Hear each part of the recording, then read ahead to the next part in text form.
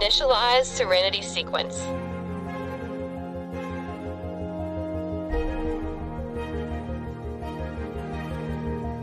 Welcoming inner peace.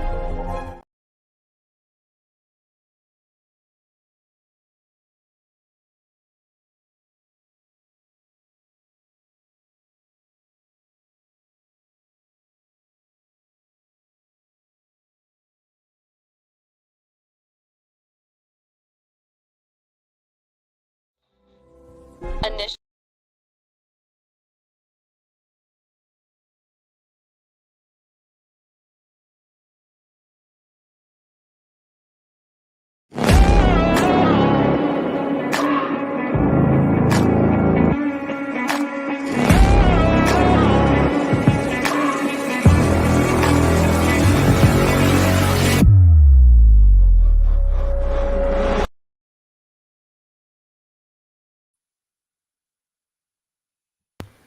Hi, everybody.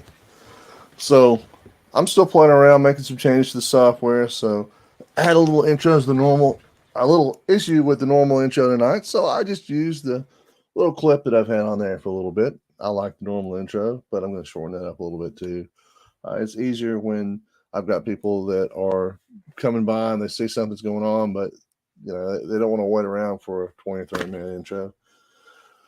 So I'm trying to go closer to the actual start time. I just normally leave it up and run to let everybody know something's going to happen. And a lot of times folks will stop in on the different platforms we've got through here. So I don't know how many we got out there now. Let me see what's going on.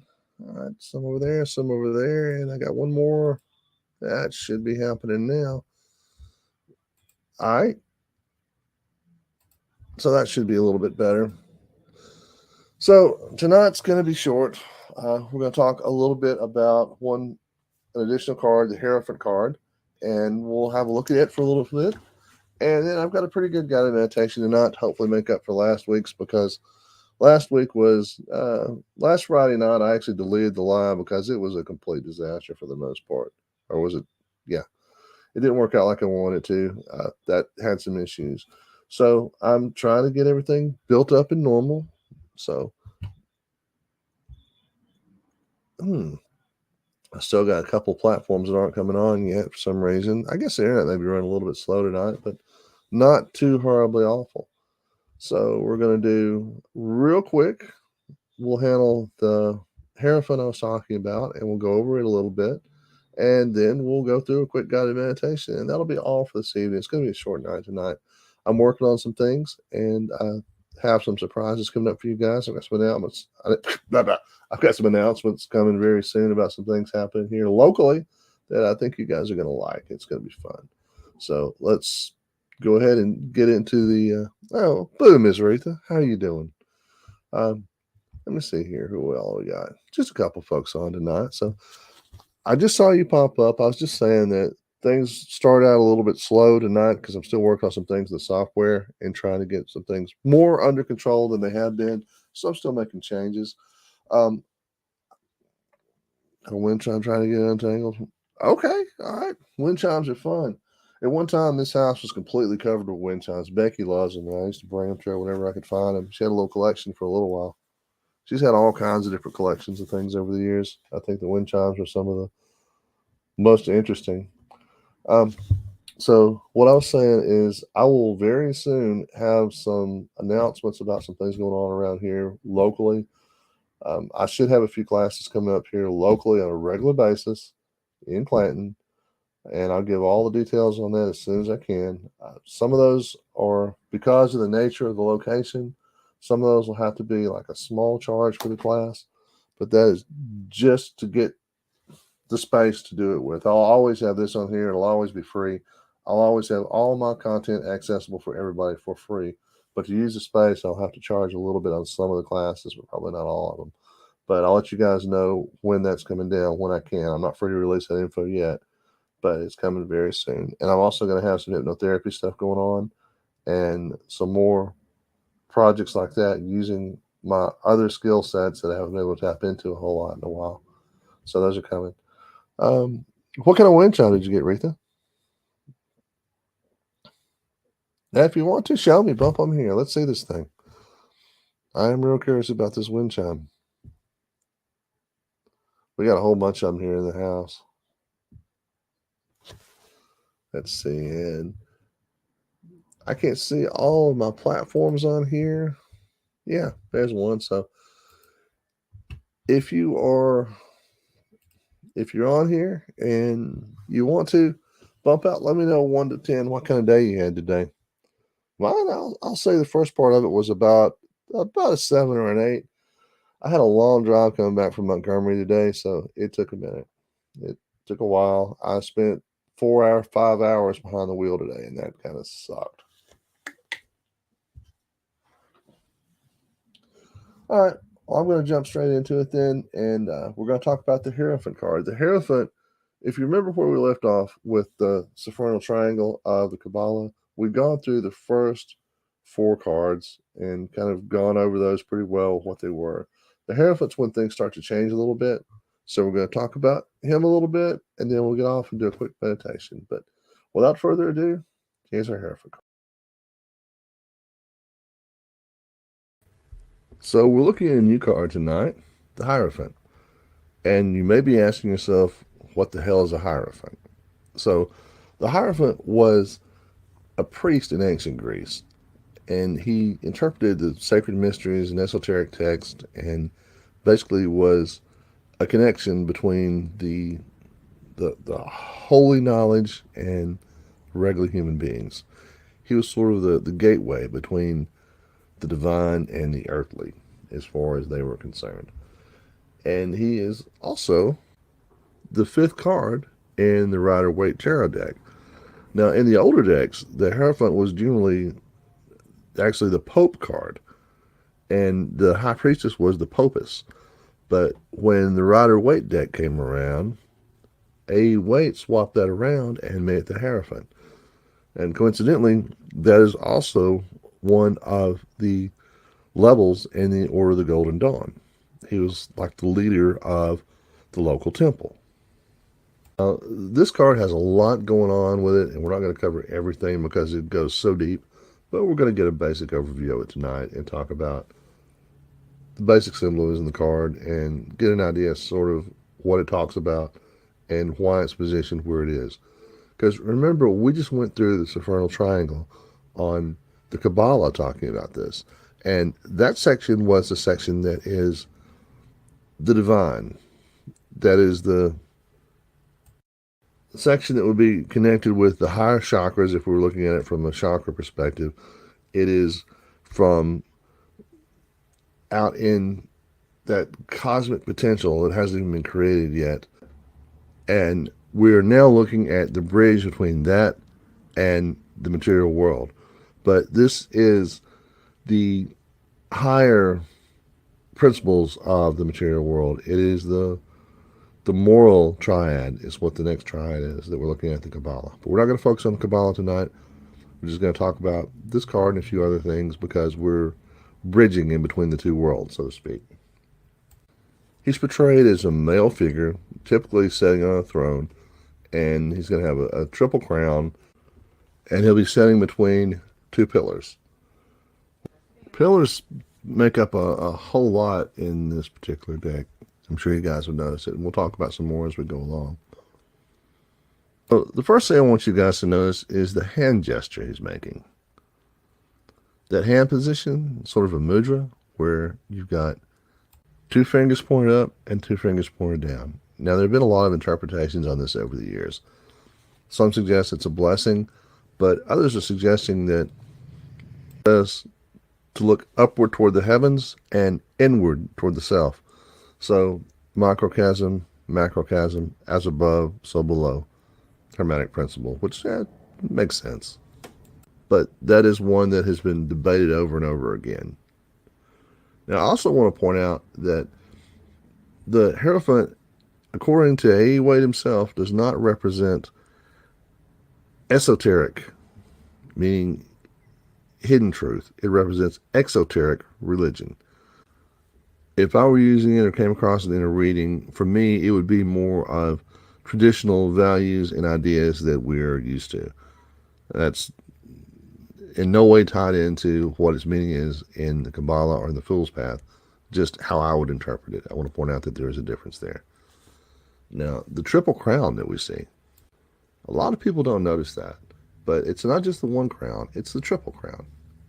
And this, again, is another one that has a lot of different interpretations. Some look at it as physical, spiritual, mental. Some look at it as 3 stages of life: birth, life, and death. It's one that has, again, many different interpretations, and I'm not the one to say which one is correct because, again, this card goes very deep in a lot of things. Not so simple to interpret this one. The staff is interesting for a couple of reasons. One of those is that the actual Hierophant staff in the Order of the Golden Dawn looks exactly like the 3rd smallest crown on top of the Hierophant's head in this card. Not necessarily like the staff he's holding, but if you look where you've got that lower base through there, it's longer, it's kind of like a pyramid shape, like you're building a foundation. That could also have the same meanings as the crown does, the triple crown, those 3 layers. So I suspect whatever the actual meaning behind that was intended by Pamela Coleman Smith and Arthur Waite is going to be probably the same between the crown and the staff, except the staff is a symbol that he is also taking the role of a guide or a shepherd leading others on their own spiritual journeys. Now, the keys are, I guess you could say, one of the keys to the deeper meaning behind this card, and that is balancing opposing forces. The Hierophant has sort of 1 foot in the material world and 1 foot in the divine. It is the doorway between the divine and the material. So those keys can be interpreted as unlocking that door, going through that pathway. The cross keys represent a duality of opposing forces and being able to work with both of them. And the connection of knowledge, wisdom, and understanding. The 2 figures kneeling below, there's one of them. There's another one that would be inverted on the other side, exactly the same. That can be interpreted as the seeker of knowledge, someone just starting out their journey, and the initiate, someone who is a little bit further along on their journey with a little more understanding, both coming to that doorway that is the bridge between the material and the divine. It can be interpreted as the inner child and the higher self, side by side, 2 different natures of man. You can take it on the surface and say it represents students or disciples coming looking for knowledge. Or you can take it as the duality of the nature of man. Like I said, this card covers a whole lot, and there's a lot more than we're ever going to get into tonight in this one. This is also a case where the meaning can vary based on the deck that we're looking at. And normally the meanings of the cards are kind of cut and dry, but they change a little bit with this card on some decks, because in some cases it looks like our Hierophant is giving a formal instruction. It's a formal situation like we have here. In some cases, in some decks, like in my Steampunk deck, one of my favorites, it looks more like it is a village elder that they're communicating with. Keep that kind of general principle in mind in readings, and that the design of the deck can make a slight difference when you're doing an actual tarot reading. But as far as using it for the purposes of trying to have a greater understanding of that map of the cosmos that's embedded in these cards, those higher levels, they're all pretty much going to be along the same lines. And I'd also stick with older, more traditional decks with that. We talked about the main decks that are used for that. Let's see, what else do we need to cover on this one? Of course, we have the 2 pillars, and in the middle of those 2 pillars, we have the Hierophant setting there. It's very similar to the High Priestess card.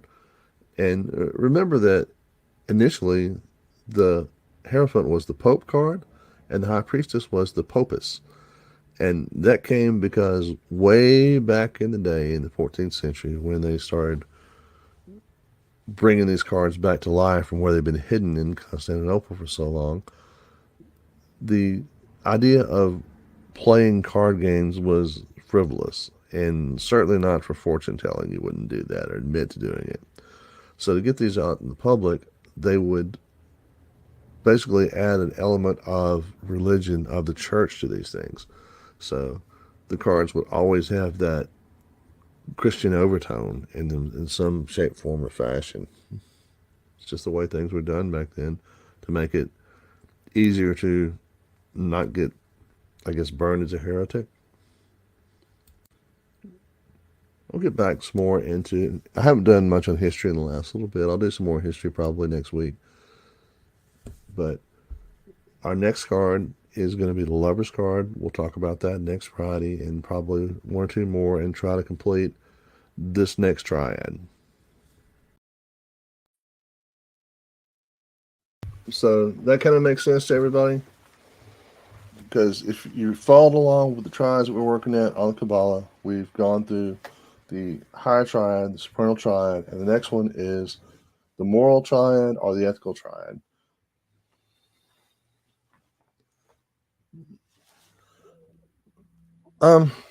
Okay, so when you're doing a reading, yes, it's where it's at and it's what other cards are around it. That's why I don't do very many one card pulls when I'm doing a reading, because to me, one card is useless.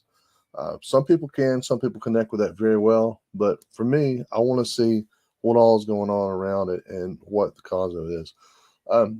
I tend to use some rather obscure spreads too that I've created for myself over time, and it means something to me. And most people look at it and go, "What the hell is this going on here? What is this mess?" But the spreads that I use generally is something that I've put together that makes sense because I'm like the guy that's got the map over here with this string leads to this string where it all connects together. My mind just scatters all over the place. That's the ADHD part to it. But yeah, and as yeah, that's absolutely it, Retha. And I know you've been studying. So, and shout out on Instagram to a few folks that got on there. Hi, Rush. How you doing? Um, there's a few folks on some other platforms over here. Let me see what all I got going on. I bet I know who's on Twitch. I got one person over there on Twitch. That's all I got there. And there's Wookie. You guys missed it a minute ago. JoJo came in here and pretty much as usual, while I was working on this, crashed half the room down around me. I swear that cat is bound and determined to commit sabotage. So I've got a nice meditation tonight. We're going to bump up here in just a minute. But before we do, any thoughts, ideas from anybody? How y'all doing tonight? Again, let me know 1 to 10. How's your day? If you're out here, let me know. Mine was decent. Let me see here. All right. I'm bumping back and forth in between different screens and panels and stuff here because, as usual, I'm streaming on a lot of different locations. I'm eventually going to have this to where I choose an 8 is good. An 8 is good. The early part of mine was fine. Then it turned chaotic with the traffic and everything that's even coming in. So tonight's going to be short. Again, I'm about to do a quick guided meditation. I think is hopefully will make up for last time when JoJo chose one and when all the chaos is going on with the net. I'm still working on some software stuff here, so it should get better as we go. And for those of you guys who haven't yet, if you get a chance, please go subscribe to the YouTube channel for this. This platform is growing quickly, and the newsletter. Did anybody get your newsletter this week? Yeah, same. That's this one. I went ahead and we put out the chart for the root chakra where it's showing exactly what each one of those exercises do. I put together with a few more instructions. It's color coded, and I got a week's worth of those for everybody to work through. Hopefully, I'll have the same thing going on next Monday or Tuesday. I'll come out with a sacral chakra. So we'll have all this together. And when it's done, I'm going to put everything into one PDF and give everybody the master copy of everything. And once we go work through them all, that should be about 6 weeks from now. Yes. So good. So we did get you on the mailing list. Awesome. Yes. Okay. Good deal. It should be pretty powerful. And I'm trying to work with things that sort of combine our works on the chakra and meditations with the actual science behind all this, and combine modern neuroscience with the ancient principles that we're working with. So hopefully together, that's going to cause a huge spurt of growth when we start working on these things. It gets a little more grounded, a little more centered, and a little more in control of our lives, so we can build ourselves up better and better as we go. So, with that being said, I'm going to lower this, get us into a quick guided meditation, and I hope you guys like it. I think this will be a little bit less chaotic than last.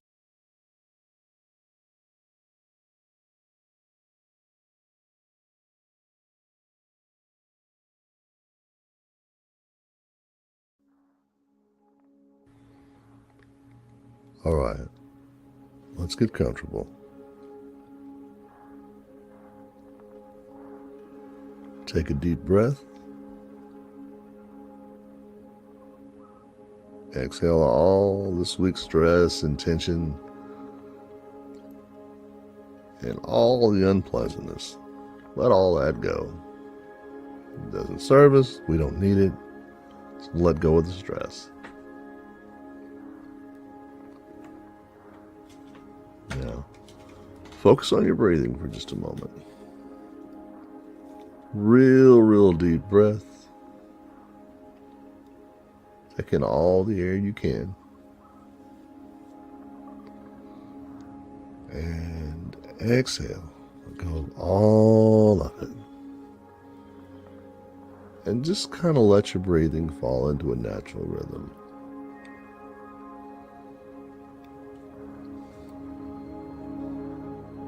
Let all the tension go. Now, make sure your eyes are completely closed but relaxed. And I just want you to smile. It could be a fake smile. You don't have to imagine anything. Just do the physical act of smiling. Now relax.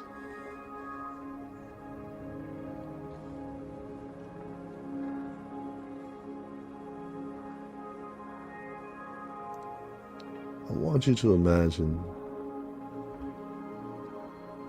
the embodiment of spring, new beginnings.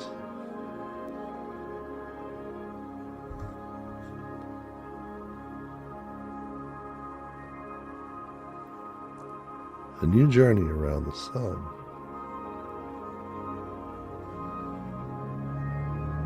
And what that means. Life is coming back to the earth.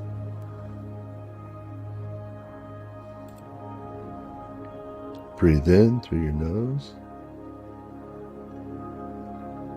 Imagine there might be just a tiny amount of winter left in there, in that cool air.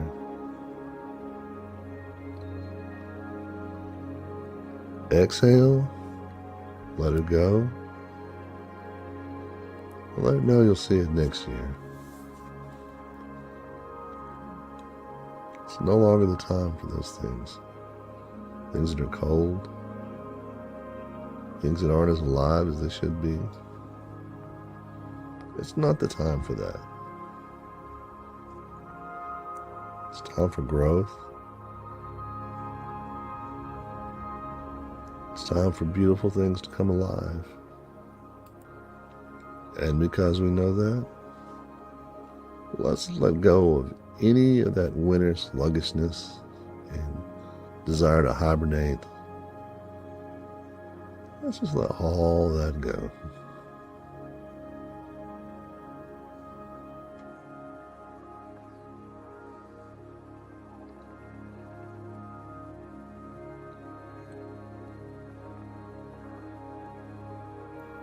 Imagine a beautiful spring night.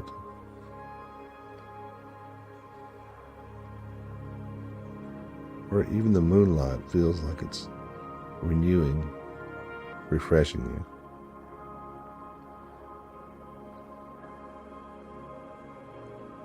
You know the flowers are coming back. The birds and the animals are starting to move around a little bit more.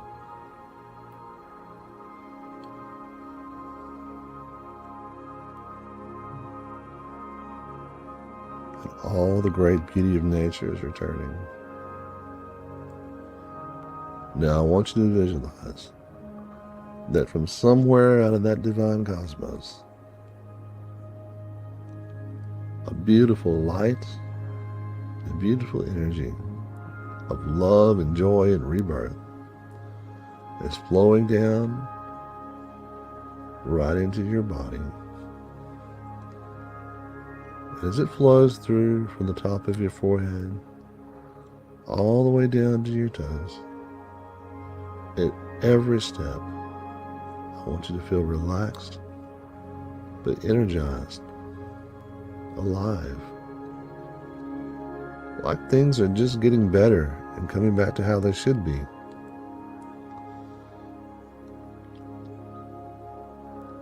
Visualize that light starting to flow from the top of your forehead, flowing down, relaxing the muscles in your face, relaxing your eyes, your neck, your shoulders, through your arms, all the way down to your fingertips. Relaxing the muscles in your back, your torso, your legs all the way down to the toes. Taking away any of that stress, that worry,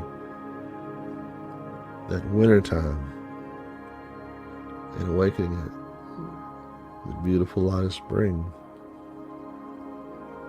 of beginnings, of rebirth.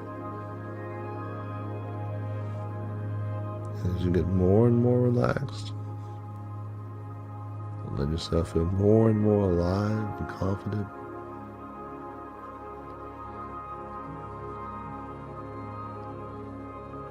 The winter's over. It's a new season. For the world and for you. Let yourself fully embrace that thought for a moment.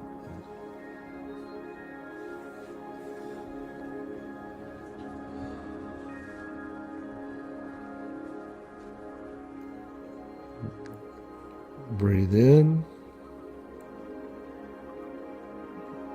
Exhale. Exhale all those things that no longer serve you. All the remains of winter. Inhale. The light, the beauty, the warmth, the love of spring.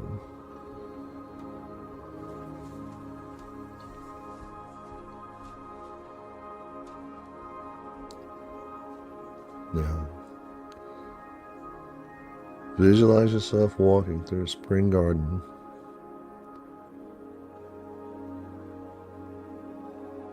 The colors are phenomenal. The smell of the flowers.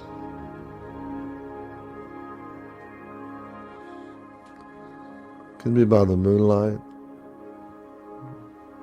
It can be in the morning. It doesn't matter. It's your garden, your space in the cosmos.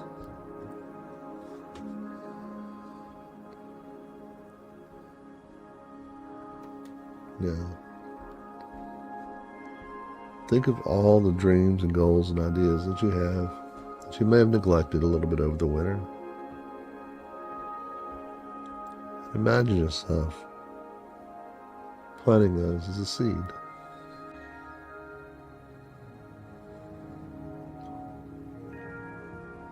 Nurture and cherish those goals and dreams and ideas. And before you know it, those seeds will grow into beautiful flowers. Now, whenever you're ready, start to reconnect a little bit with your body.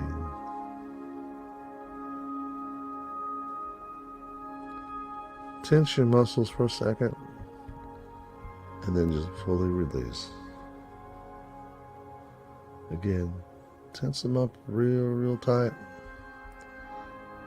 and fully release. Let yourself be relaxed, calm, and at peace as you slowly open your eyes.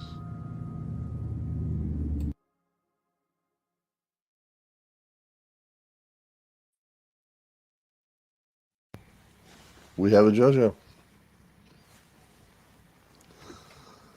All right, guys. So I hope that was relaxing and a decent meditation.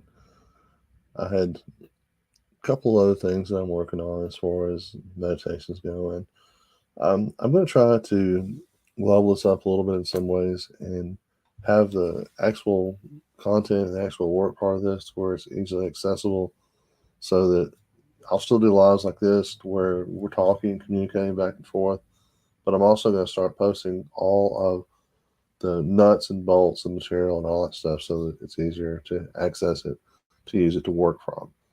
Because I love hanging out. This is my main goal for this. But I also want to make sure that you guys have the ability to reach out and get these tools as you need them, especially the stuff that's going to relate to all the things we put down in the newsletter, because all that's going to be actionable steps and stuff that you can actually use to help improve your life and to grow and to basically heal if you need to.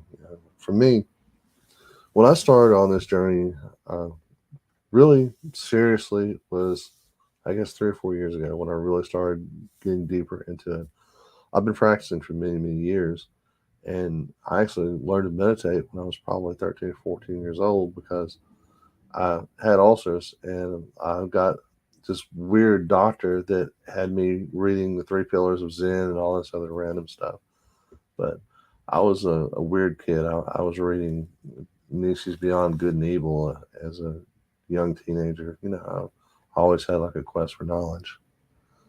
Um, all right, beautiful. That's the idea, Aretha, is that we start working on our growth and come out of this time of winter and darkness that some of us are still in a little bit, and get ready for the springtime, to wake up and start living and enjoying and finding that joy and beauty in life. Over the winter time, sometimes it's easy to get bogged down and not really feeling as alive as we should be. And it's consciously time to wake up and to do that and to start finding the beauty again and the joy and the peace and find all those things out there that are positive for us and just living a life that makes us wake up and go, hey, I've got all this wonderful stuff coming around.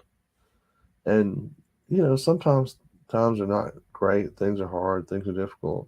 And emotionally, we can be all over the place. But we have a lot more control of that. And the things that we focus on are what we get more of.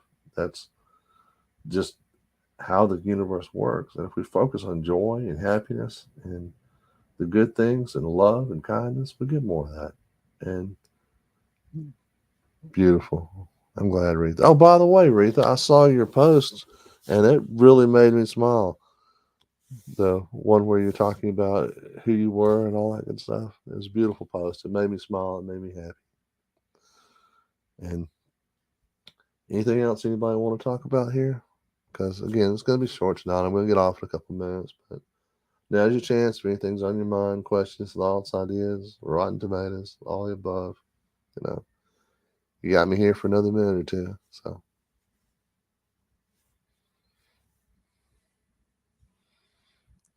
but yeah, Retha, that really made me smile, and I love seeing how you've grown so much and changed and just become a leader and that warrior and all of that good stuff. It's beautiful. Well, everybody's kind of quiet, so it's one of those nights where I'm kind of peaceful and quiet too. Let me look out. Rumble. I can't communicate too well with you guys, but I see you out there. Same for Insta. I can communicate a little bit with y'all, but not quite as much as I'd like to. I'm still sorting all that out and figuring all this stuff out. But thank you, each and every one, for being here. And I Next Wednesday, we'll have more on chakra work, and we'll have some deeper meditations. Next Friday, I'll have some fun stuff, and I'm adding things as we go and expanding on different platforms. So eventually, I'll get to a balanced spot where everything is a little smoother and easier. But thank you all, and I hope you guys have a wonderful, beautiful night. Good night, everybody.